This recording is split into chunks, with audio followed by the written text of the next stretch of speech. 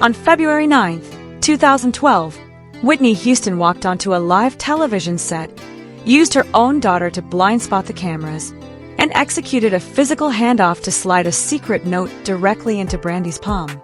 This was not a celebrity greeting. This was a tactical, real-time message delivered right under the nose of the most powerful music mogul in Hollywood history, Clive Davis. And then, the real chill set in. That exact same night, before the sun could even rise, Brandy and Whitney locked into a marathon, 3-hour private phone call. Hours later, Whitney Houston was found dead in a hotel bathtub. Brandy became one of the absolute last people on Earth to hear her voice, leaving that hidden piece of paper as the final, unsolved puzzle piece to a legendary tragedy. For over a decade, Brandy has locked that note in a vault, refusing to utter its exact words on the record. But here's the multi-million-dollar question that has the music industry's old guard sweating bullets.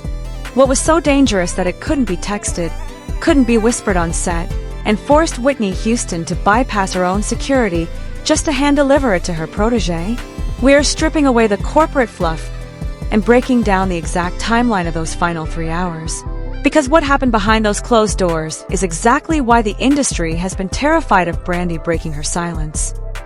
Now, I knew you had a connection to her, but I didn't realize, and you write in the book, that shortly before her death, you had a lengthy phone call with her. I did. What was that call? It mattered so much to me because I got a chance to tell her everything I hadn't told her, just how much she inspired me, how much I loved her. When the news broke on February 11th, 2012, that Whitney Houston had been found lifeless at the Beverly Hilton, the entire entertainment industry ground to a halt.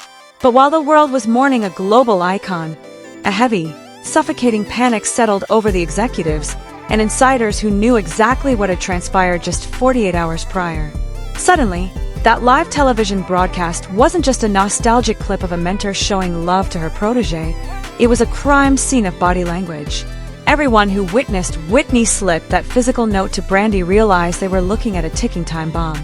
The media immediately turned its lenses toward Brandy, expecting the young star to open the floodgates and reveal the final words of the vocal queen.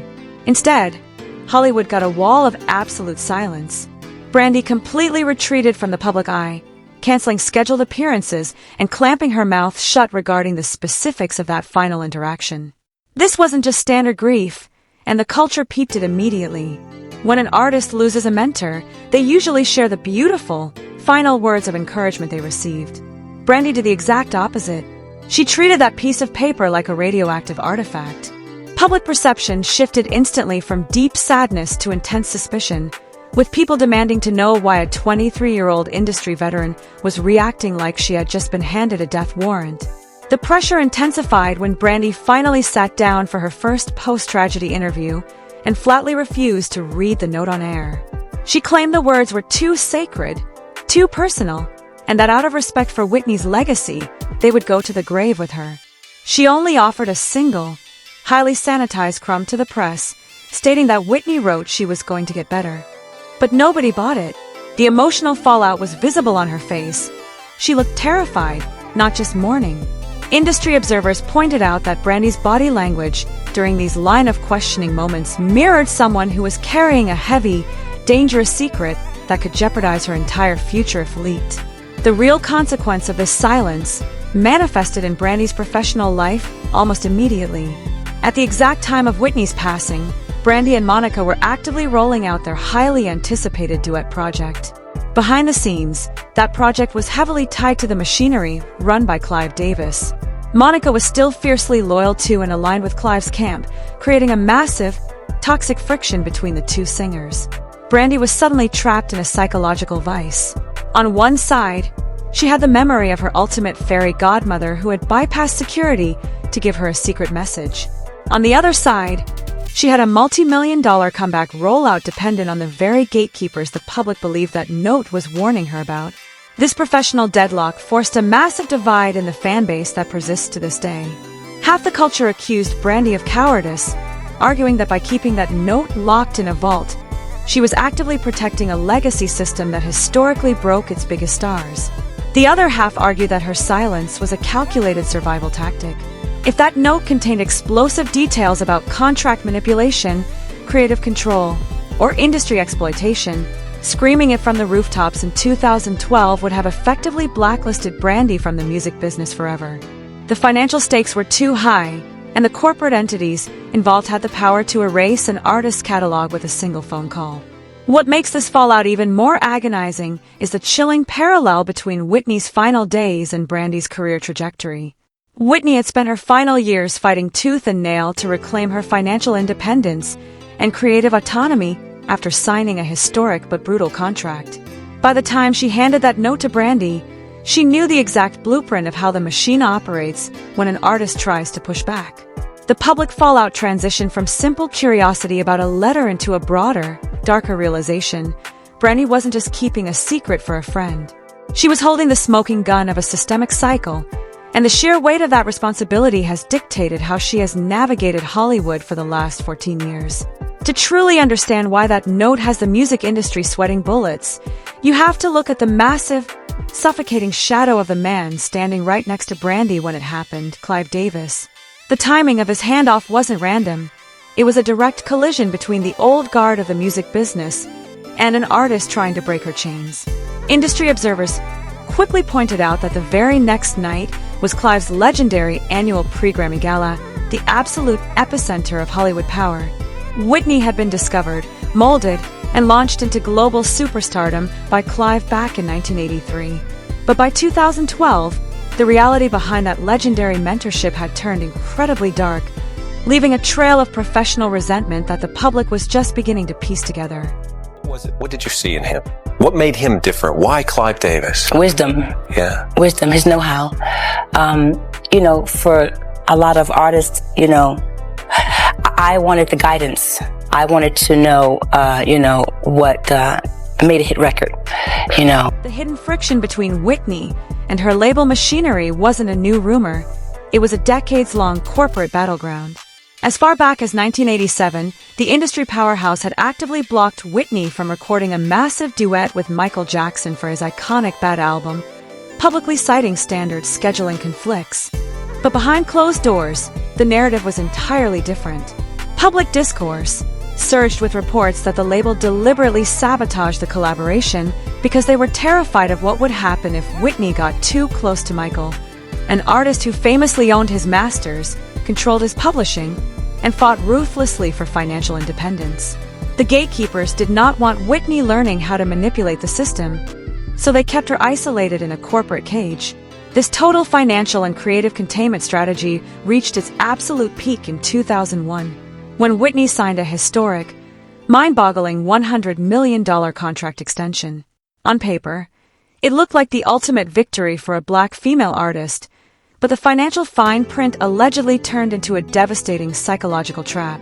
The deal was structured so heavily around future album performances and massive upfront advances that it left Whitney under an immediate mountain of debt to her own label.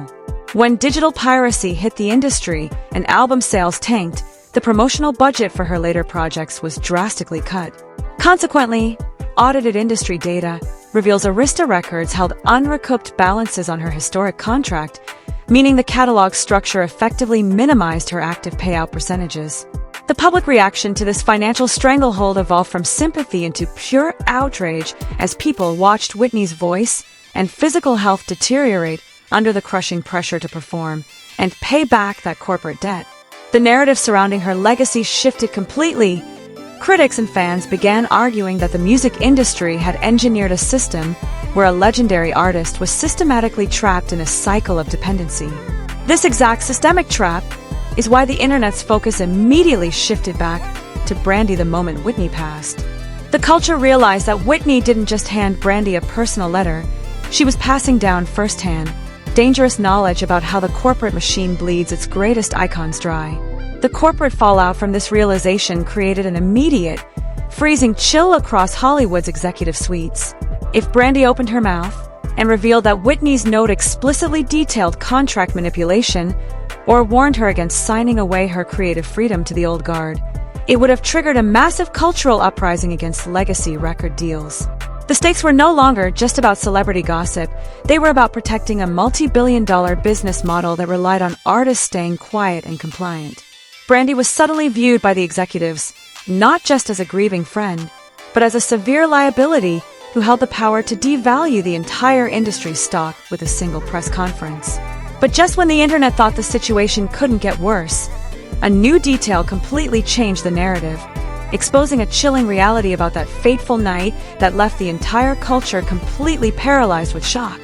The chilling reality that paralyzed the culture was the exact timeline of what happened immediately after Whitney Houston's body was discovered in that hotel bathtub.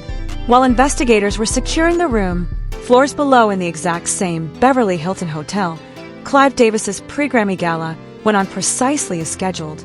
This is a confirmed public fact that triggered a permanent shift in public perception. Guests walked past police tape, music blasted through the corridors, and the industry celebrated while one of its greatest icons was still upstairs. The sheer capitalistic coldness of that evening solidified a dark narrative. In Hollywood, the show never stops, even for a tragedy. This surreal moment sparked immediate, explosive online speculation that completely redefined the mystery of the hidden note. The internet went into overdrive, arguing that Whitney's final handoff to Brandy wasn't just a career warning. It was a desperate cry for help from someone who felt actively unsafe in her final hours. Viral theories began dissecting her, almost drowning comment from earlier that week, with commentators alleging that Whitney knew her value alive was plummeting due to her voice struggles, while her value dead would instantly skyrocket. Rumors swirled that her recording contracts contained massive post-mortem clauses that would instantly wipe out her unrecouped advances and funnel massive royalty streams straight to label stakeholders through retroactive physical sales and premium digital streaming spikes. The industry reactions to these accusations were immediate, silent, and fiercely defensive. Behind the scenes, major labels and high-level executives scrambled to protect their corporate images, tightly controlling the narrative around that night's gala by claiming the family had approved the event. But inside the community of Black performers and creators, a massive psychological rebellion was brewing. High-profile artists began quietly speaking out about the predatory nature of legacy contracts, using the horrific optics of Whitney's death as the ultimate cautionary tale. The executive suites realized that if Brandy ever validated the internet's worst fears by revealing the note, it would turn this quiet artistic rebellion into a full-blown corporate war. Then came the immediate financial peak that proved the internet's darkest theories right. Within 24 hours of her passing, Whitney Houston's digital music sales and streaming numbers surged by over 500% worldwide. The corporate machinery that had drastically cut her promotional budget just months prior was now looking at a multi-million-dollar goldmine. The public watched in real time as her tragic demise became the most profitable entertainment event of the year, cementing the haunting realization that the machine is designed to eat its stars alive. Brandy's hidden piece of paper was no longer just a personal secret. It was now the only remaining roadblock standing against Hollywood's absolute narrative control. 14 years have passed since that fateful night, and Brandy has held that secret note in a complete chokehold, refusing to let the music industry or the public peer inside. But the culture hasn't forgotten. We are left looking at a devastating reality where one of the greatest vocalists of all time executed a tactical, real-time handoff on live television, locked in for a 3-hour marathon phone call, and then vanished forever, leaving behind a piece of paper that could potentially rewrite Hollywood history. This brings us to the ultimate unresolved question that has the old guard sweating bullets to this day. Is Brandy's silence an act of sacred respect to protect her mentor's privacy, or is it a calculated survival tactic to protect her own life and career from the most powerful gatekeepers in the business? If you were in Brandy's shoes, holding a warning that could expose the darkest corners of the music industry, would you take that secret to the grave, or would you blow the whistle and let the system burn? Drop your thoughts below, because this comment section is about to get real loud. If you want more unfiltered breakdowns on the biggest power plays in the culture, hit that subscribe button and turn on notifications. Because as more legacy artists begin to push back against these predatory systems, the pressure on Brandy is reaching an absolute boiling point, and it's only a matter of time before the vault finally cracks open.